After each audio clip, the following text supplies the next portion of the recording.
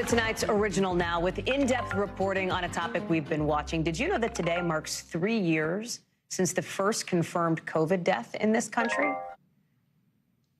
3 years since that happened. And we know that one of the lasting effects for people who have had COVID, at least the initial COVID strain, is a loss of a sense of smell, taste and smell. One study says that 5.5% of people who had COVID have problems with this. That's actually millions of people. But two researchers may have an unusual and creative solution. Dr. Akshay Syal has more. Craig Jerome, a nurse practitioner in North Carolina, lost his sense of smell after he got COVID 2 years ago. In the initial onset, you had the overwhelming sensation of, I've lost it, and when is it coming back? Unfortunately, it's never came back to me the way it used to be. Today, he still can't smell properly. How has your life been affected personally as a result of not being able to smell as well?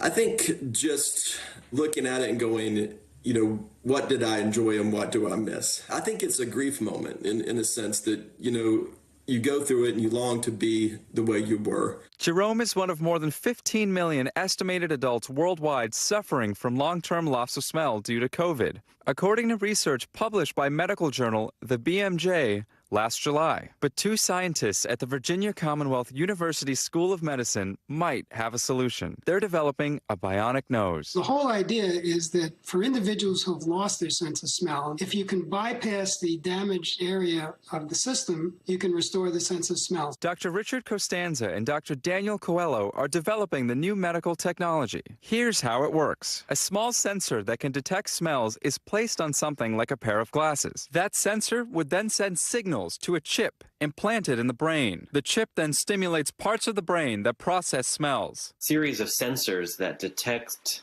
smell molecules, and each smell is going to have a different pattern. Depending on that pattern, a different way of stimulating the brain is done, and the end result is that the patient can appreciate different smells. An early prototype showed promising results. Researchers identified electrical patterns in the brains of rats, suggesting they were processing smells. These doctors have been working on this problem long before COVID started. When you've been working in the field for 30, 40 years and struggling to find solutions that can be translated to clinical trials, it's very rewarding to be at this point in time. They say it will take 5 to 10 years for a prototype to be ready. But for those who can't smell, the device would change lives. After all, being able to smell can save your life. Think about a gas leak or a fire, and smelling something like homemade cookies can bring joy. The sense of smell is very closely linked to